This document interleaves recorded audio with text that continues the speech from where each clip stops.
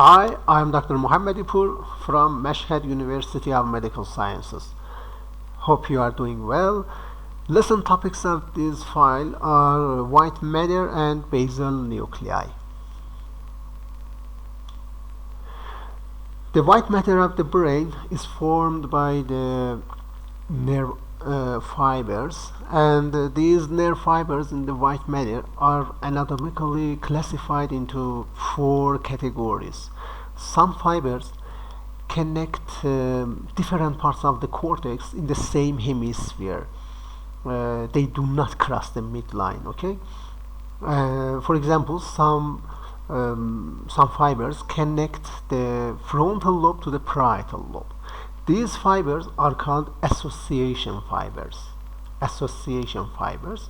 And a good example of these fibers is the arcuate fasciculus or arcuate fascicle, which connects the temporal lobe to the frontal lobe. Unlike the association fibers, some fibers cross the midline and connect two hemispheres to each other. These fibers are called commissural fibers and form the brain commissures. For example, the corpus callosum, the anterior commissure, or the posterior commissure. Okay. Some other fibers originate from the cortex and are sent to the subcortical areas, for example to the thalamus, to the brainstem, or to the spinal cord. These fibers are called projection fibers. For example, the corticospinal tract or corticospinal fibers. These fibers originate from the cortex and end in the spinal cord.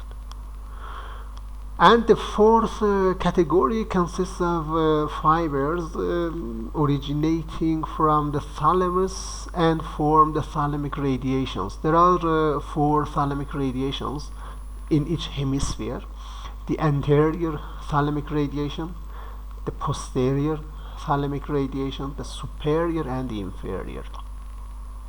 These fibers originate from the thalamus and end in the different parts of the cortex, and they carry information from thalamus to the cortex.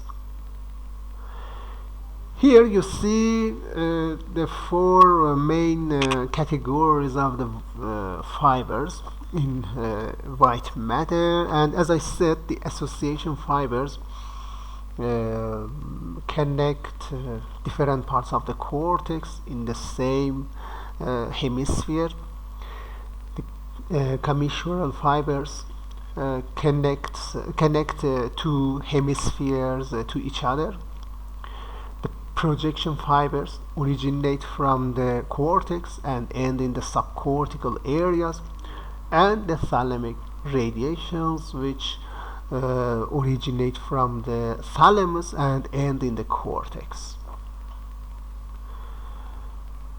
These fascicles are examples of the association fibers.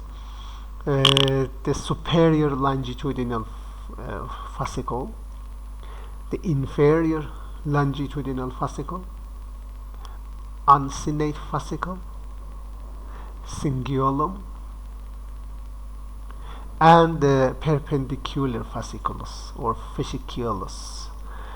Perpendicular means vertical fascicle, and as you see, it connects the upper parts of the occipital lobe to the lower parts.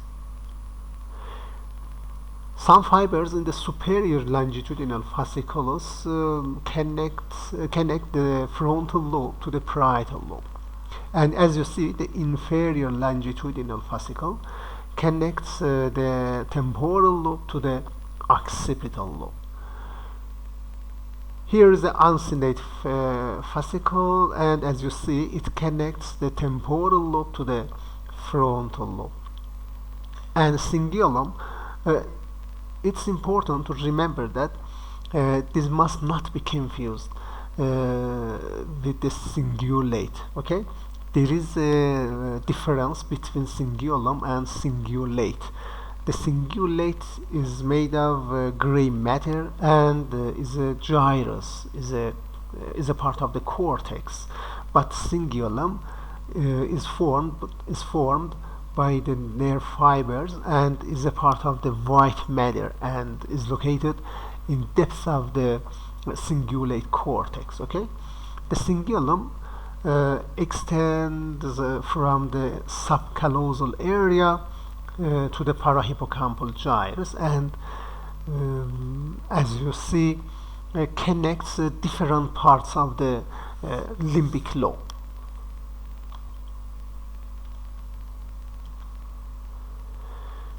The commissural fibers can, as I said, cross the midline and connect two hemispheres to each other and form the brain commissures, the corpus callosum, the anterior commissure, the posterior commissure, the hippocampal commissure or commissure of the fornix. The anterior commissure is located in the upper part of the lamina terminal and posterior to the rostrum of the corpus callosum. And as you see, the anterior commissure is located between the lamina terminal and the rostrum of the corpus callosum. This commissure connects olfactory regions of the two hemispheres. For example, it connects the right olfactory bulb to the left olfactory bulb, or it connects the right piriformis cortex to the left piriformis cortex. Okay, so remember that the anterior commissure connects the olfactory regions or olfactory areas of the two hemispheres to each other. The posterior commissure connects the right thalamus to the left one, and also some nuclei within the midbrain are connected through this commissure. And as you see here, the right thalamus and the left thalamus are connected to each other through this commissure, and also, as I said, some nuclei within the midbrain are connected to each other through the posterior commissure. The corpus callosum is the largest commissure of the brain, and anatomically consists of four portions or four parts. The rostrum, here is the rostrum of the corpus callosum, the genu,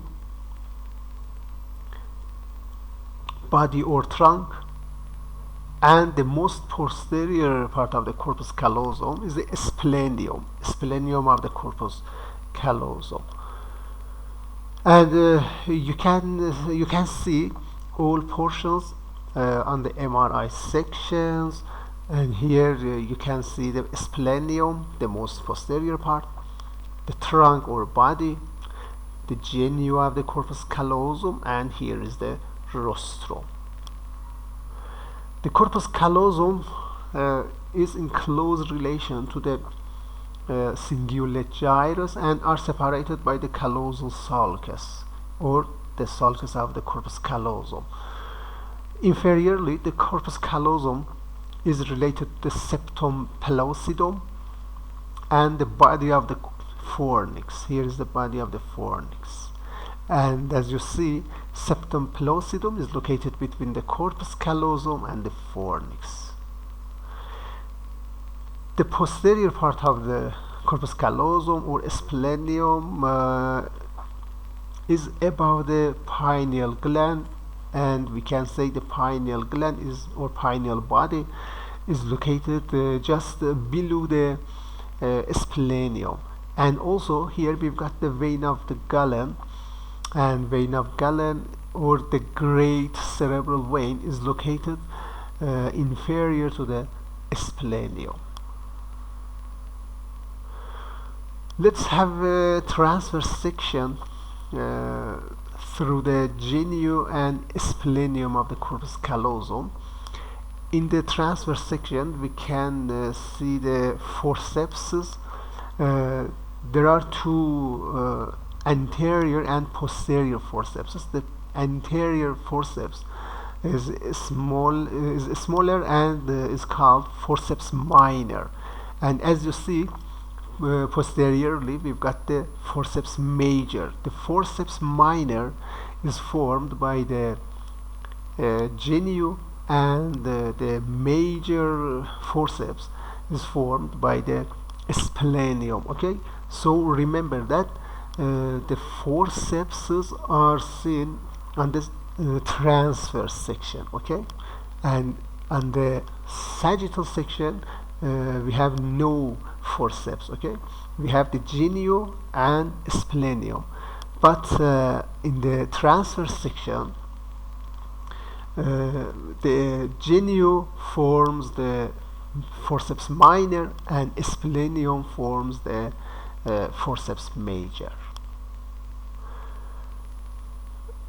And here on the transverse section of the brain MRI, you can see the forceps minor and posteriorly the forceps major. The corpus callosum is supplied by the branches of the anterior cerebral artery or ACA and the posterior cerebral artery or PCA. As you see, the branches of the anterior cerebral artery supply the rostrum, genu and trunk. But remember that the posterior part of the corpus callosum or the splenium is supplied by the posterior pericallosal branch from the PCA or posterior cerebral artery.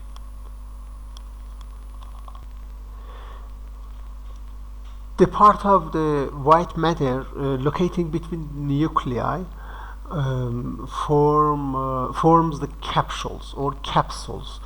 There are three capsules on each hemisphere: the internal capsule or capsule, the external capsule, and the extreme capsule.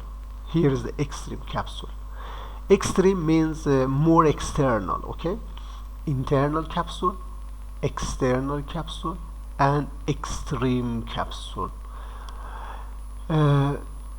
Among these three capsules, the internal capsule is most important capsule and consists of 5 portions or 5 parts. The anterior limb of the internal capsule, the genu, posterior limb, retrolentiform and sublentiform. Retro means posterior because this part of the internal capsule is located behind the lentiform, is called retrolentiform part. This nuclear complex is the lentiform. Okay, lentiform. Anterior limb, genu, posterior limb and retrolentiform. The sublentiform portion is not seen in this slide, in this section, because is located below the lentiform, and we have no sublentiform on this section.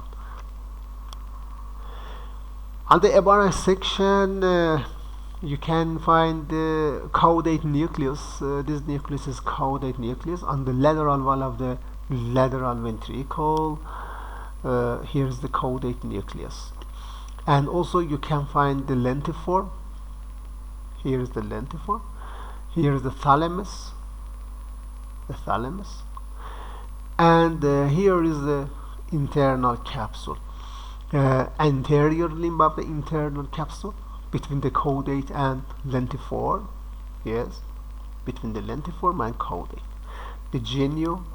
Here is the genu between the lentiform and lateral ventricle, posterior limb located between the thalamus and lentiform, and retrolentiform locating posterior to the lentiform. Okay, retrolentiform.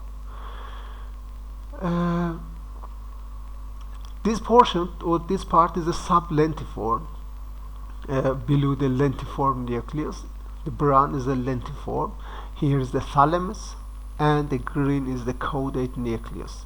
And you can see the anterior limb, genio, posterior limb between the lentiform and thalamus, retrolentiform and the sublentiform. The sublentiform portion originates from the medial geniculate body or MGB of the thalamus, and contains auditory information. This portion, the sublentiform part, carries the auditory information to the auditory cortex. So remember that sublentiform lesion leads to decrease in hearing in both ears. The retrolentiform originates from the lateral geniculate body and contains the visual information, and this part, the retrolentiform part of the internal capsule carries visual information to the visual cortex. So damage to this area, damage to the retrolentiform part of the internal capsule leads to hemianopia. Anopia means loss of vision. Okay. The posterior limb contains corticospinal tract or corticospinal fibers, and damage to this part of the internal capsule results in hemiplegia, contralateral hemiplegia. For example, damage to the left internal capsule results in plegia or paralysis in the right half of the body. Okay. Except with the face. Okay. Because the face muscles are innervated by the corticonuclear fibers which lie in the genio. So remember that damage to the genio of the corpus, genio of the internal capsule results in plegia or paralysis in the face. Here is the middle cerebral artery or MCA, a branch from internal carotid artery, and several branches from the MCA supply the caudate nucleus, supply the lentiform, and also supply the internal capsule or internal capsule.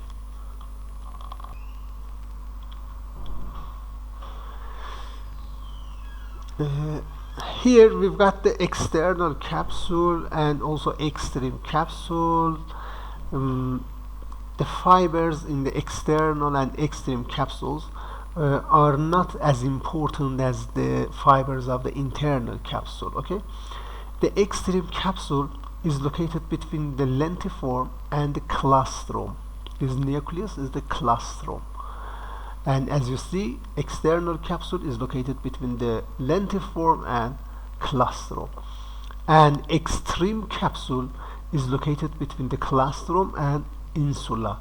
Here is the insular cortex. Okay, and extreme capsule is located between the insula and claustrum. Let's see the basal nuclei. Basal nuclei anatomically are corpus striatum, claustrum, and amygdala. The corpus striatum or striatum consists of three nuclei. the caudate nucleus, the putamen, and globus pallidus. Globus pallidus. And as I said, the putamen and globus pallidus are called the lentiform nucleus. So we can say the corpus striatum consists of the lentiform and caudate nucleus. The lentiform contains two nuclei, the putamen and globus pallidus, and as you see, the globus pallidus consists of two segments, the internal segment and the external segment of the globus pallidus.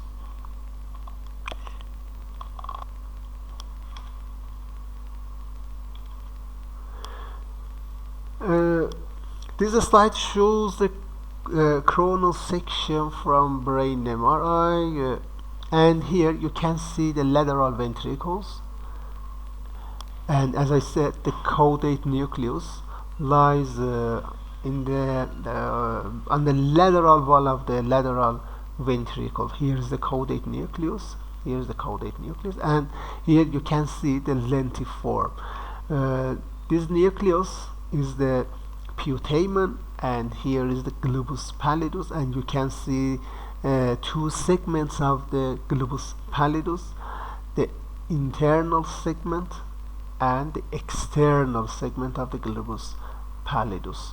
Globus pallidus and putamen, this nuclear complex is called the lentiform or lenticular complex. Okay, the lentiform is damaged in Wilson's disease. Wilson's disease is a rare disorder of copper metabolism, and in these patients the copper does not metabolize properly, and results in accumulation of copper in different parts of the body, in the liver, in the different parts of the brain, including the lentiform, and the accumulation of the copper is toxic to cells, so it leads to cell death and tissue damage. Okay, this disease or Wilson's disease is also called hepatolenticular disease. Hepato means liver, yeah, and lenticular is from the lentiform nucleus. Copper accumulation in the eyes is characterized by a color ring, is called the Kayser-Fleischer ring. This ring on the eye is called the Kayser-Fleischer ring, and shows the copper accumulation on the eyes. So a person with the Kayser-Fleischer ring on his or on her eye indicates that he has Wilson's disease. Okay. As I said, this complex is called the lentiform, putamen, and the globus pallidus. And this complex, the putamen and caudate, is called the dorsal striatum. Dorsal striatum. This must not be confused with the corpus striatum. Okay, the corpus striatum consists of the caudate, putamen, and globus pallidus, but dorsal striatum consists of the putamen and caudate, not globus pallidus. Okay. Here's the caudate nucleus. Anatomically, this nucleus consists of three parts: the head, the body, and the tail. And as you see, the tail of the nucleus anteriorly reaches to the amygdala. And in this section, in this transverse section, you can see the head and the tail of the caudate nucleus. In a transverse section, through the head and the tail, we can see the head and tail next to the lateral ventricle. Okay. This slide shows a coronal section from MRI, and here you can see the caudate nucleus on the lateral wall of the lateral ventricle. Yeah, here is the caudate nucleus. Here is the caudate nucleus. The caudate nucleus has a close relation with the lateral ventricle, and the head of the caudate nucleus forms the lateral wall of the anterior horn of the lateral ventricle. The body of the nucleus, the body of the caudate nucleus, forms the lateral wall of the central part of the lateral ventricle, and its tail, as you see, forms the roof of the inferior horn of the lateral ventricle. And anteriorly, the tail, as you see, reaches the amygdala.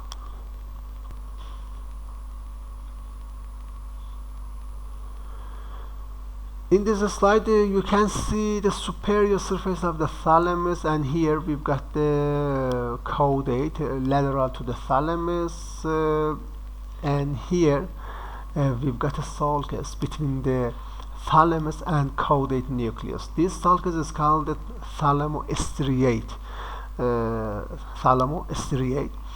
and consists of the thalamostriate vein and stria terminalis. These fibers are the stria terminalis, which is efferents of the amygdala. And this stria terminalis connects the amygdala to other parts of the brain. As I said, the caudate nucleus is located on the lateral wall of the lateral ventricles, and here you can find the caudate nucleus. Compare the caudate nucleus in the normal brain and Huntington's disease. This brain is for a patient with Huntington's disease, and in this neurodegenerative disease, the caudate nucleus is degenerated and results in the enlargement of the lateral ventricle. Okay, because here we have no caudate nucleus, and degenerated caudate leads to enlargement of the lateral ventricles. Inferiorly, the head of the caudate nucleus and the putamen are fused, and this fusion is called fundus of striatum. Fundus of the striatum. And below the fundus, we've got the ventral striatum. Okay, ventral striatum. Ventral striatum is located ventral or inferior to the fundus of the striatum, and as I said, the dorsal striatum is formed by the caudate and putamen. And remember that the ventral striatum consists of two nuclei, the nucleus accumbens and the olfactory tubercle or olfactory nucleus. And this striatum, the ventral striatum, is just above the anterior perforated substance. Here are the anterior perforated substance. In this slide, you see the inferior surface of the brain. Yeah, inferior surface of the hemisphere, and here you can see the anterior perforated substance, yeah, right and left. If you peel away or cut and remove the anterior perforated substance, you can see the ventral striatum. Okay, ventral striatum is located just above the anterior perforated substance. Here's the nucleus accumbens, and this nucleus has an important role in addiction to alcohol, addiction to drug, or mobile, to everything. Okay, so remember that ventral striatum consists of the nucleus accumbens and olfactory tubercle, and the dorsal striatum consists of the caudate and putamen. Here you see the striatum connections. The dorsal striatum receives its afferents from the cortex through the corticostriatum, from the thalamus through the thalamostriatum fibers, and from the substantia nigra. Substantia means substance, and nigra means black. It means black substance. It's the nucleus within the midbrain, and is one of the most important nuclei in the brain, because its damage may result in Parkinson's disease. Okay. The striatum sends its projections or efferents to the pallidum or to the globus pallidus. The striatum, corpus striatum, the lentiform, the caudate nucleus, is supplied by the branches of the anterior cerebral artery and medial cerebral artery, and these two arteries supply different parts of the corpus striatum. Here we've got the claustrum, and as I said, this nucleus, the claustrum, is located near the external and extreme capsules, and we can say it's located between the external and extreme capsules. Yeah, external capsule is located between the claustrum and lentiform, and extreme capsule is located between the claustrum and insula.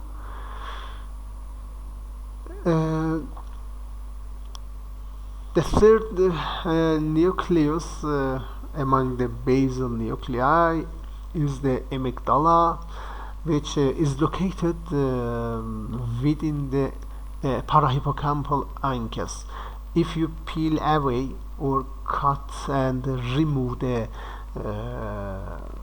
ankes, you can expose, or you can see the amygdala within the ankes.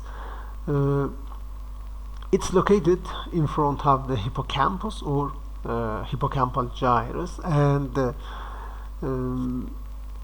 has a role in emotional behaviors, has a role in smell, and also has an important role in fear, or feeling the fear. When you see an animal and get scared, this fear is the result of the amygdala function. Okay. Damage to the amygdala may result in Clever-Bucki syndrome. This syndrome has some symptoms, For example, the hyperorality. Hyperorality means tendency to put objects to the mouth. The patient puts different objects to the mouth. Everything, the pen, the pencil, the mobile. This means hyperorality. Hypersexuality, and another symptoms is a decrease in fear. A patient with Clover-Buck syndrome has no fear, and for example, he crosses the street suddenly or fearlessly, and it's not good, yeah, because it's very dangerous. Thank you so much for your attention. Have a good time.